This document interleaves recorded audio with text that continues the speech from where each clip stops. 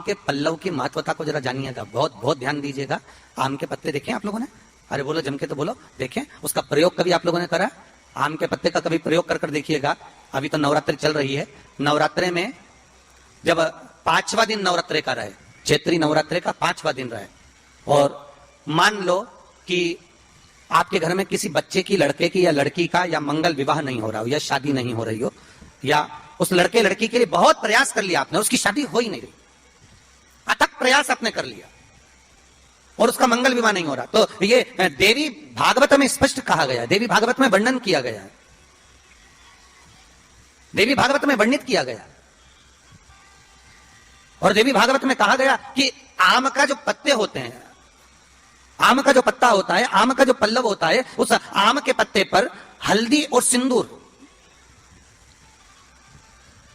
इन दोनों से स्वस्तिक का निर्माण किया जाए। देवी भागवत का संवाद है, बहुत ध्यान देना महाराज। जिन कन्याओं का विवाह ना हो, पंचमी के दिन, नवरात्रे की कोई सी भी पंचमी, मतलब जो पंचमी तिथि पड़ेगी, कोई भी नवरात्र हो, चाहे वो 4 नवरात्र में से, चाहे वो पौष का हो, अश्विन का हो, चैत्र का हो, आषाढ़ का हो, किसी भी नवरात्र में आप कर सकते हैं। एक पान के पत्ते पर, एक ही पत्ते पर जो 2 स्वस्तिक बनेंगे, एक हल्दी का बनेगा, एक सिंदूर का बनेगा। बस अंतर इतना है, जो हल्दी का स्वस्तिक है उस पर कंकु के चावल अर्थात रौली के चावल, रौली कुंकू के चावल रखना है, और जो सिंदूर का है उस पे हल्दी के चावल रखना। इतना रखकर जिस लड़का लड़की का विवाह नहीं होता, उसकी हथेली पर रखकर उसका नाम और गोत्र बोलकर महाराज उसको ले जाकर नीम के पेड़ के नीचे उसको रख दिया जाता है। मात्र 3.5 या 4 महीने ऐसे रहते हैं जिसके अंदर उस लड़का लड़की का विवाह पक्का हो जाता है। जिसका विवाह नहीं होता केवल उसी के लिए, जिसका मंगल विवाह ना हो रहा, आम के पल्लव में शिव का वर प्रदान है, आम के पल्लव में शंकर का आशीर्वाद है, आम के पल्लव में शिव का आशीर्वाद। जिस व्यक्ति को रोग बहुत घेर रहा हो, बहुत ज्यादा रोग घेर रहा हो, एक बीमारी पूरी ठीक नहीं होती, दूसरी लग जाती है, दूसरी ठीक हुई नहीं, तीसरी हो गई, तीसरी ठीक नहीं हुई, चौथी हो गई। जिस व्यक्ति को रोग ज्यादा घेर रहा हो, तो अगर शंकर जी के मंदिर में आप जल चढ़ाने जाएं या दूध चढ़ाने जाएं, तो उसमें काली मिर्ची एक डालकर लेकर जाएं शंकर जी को चढ़ाने के लिए। फिर धीरे धीरे रोग समाप्त होगा, दूसरा रोग नहीं घेरेगा, रोग समाप्त। काली मिर्ची शंकर को समर्पण करने। बहुत अलग अलग शिवलिंग बनते हैं महाराज जी। शिव महापुराण में तो वर्णन आता है काली मिट्टी का, लाल मिट्टी का, पीली मिट्टी का, सफेद मिट्टी का, वर्ण के हिसाब से भी वर्णन किया गया। सफेद मिट्टी का शिवलिंग ब्राह्मण को बनाना चाहिए, लाल मिट्टी का शिवलिंग महाराज क्षत्रिय को बनाना चाहिए, पीली मिट्टी का शिवलिंग वैश्य को बनाना चाहिए, काली मिट्टी का शिवलिंग शूद्र को बनाना चाहिए। शिव महापुराण की कथा कहती है, विदेश्वर संहिता कहती है, शिवलिंग चाहे मट्टी का बनाओ, शिवलिंग चाहे आप पाषाण का रखो, शिवलिंग चाहे आप पारे का रखो, चाहे स्फटिक का रखो, पर इतना याद रखना, शिवलिंग की आकृति अपनी हथेली पर हाथ को रखकर देखना, अंगूठे को खोल कर देखना, इससे बड़ी मूर्ति घर के अंदर नहीं होना चाहिए। विशेष जब कामना रहती है, विशेष कामना, आज आपका मन कर गया 108 चावल के दाने मेरे को शिव जी को चढ़ाना है,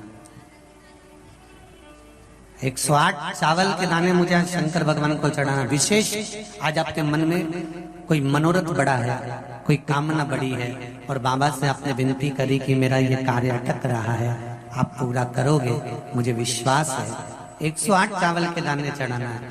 आपने चंदन लगाया, हाथ की हथेली पर 108 चावल के दाने जो घर से गिनकर लेकर गए हो, उसको हथेली में रखा। एक एक चावल का दाना नहीं चढ़ाया, हथेली में रखकर जब विशेष कामना, जैसे किसी कर्मकांडी ब्राह्मण से पूछा जाए, पूजन होने के बाद में विशेष अर्घ दिया जाता है, विशेष अर्घ, विशेष कामना के लिए। एक पत्र में आया विशेष कामना का फल, किसी ने सुन लिया था।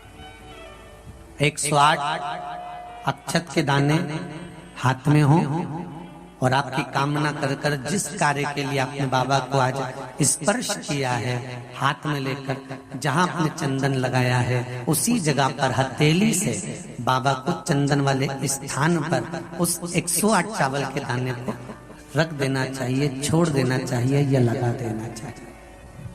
विशेष अर्घ का महत्व किसी कर्मकांडी ब्राह्मण से अवश्य पूछना कि उसका फल क्या है।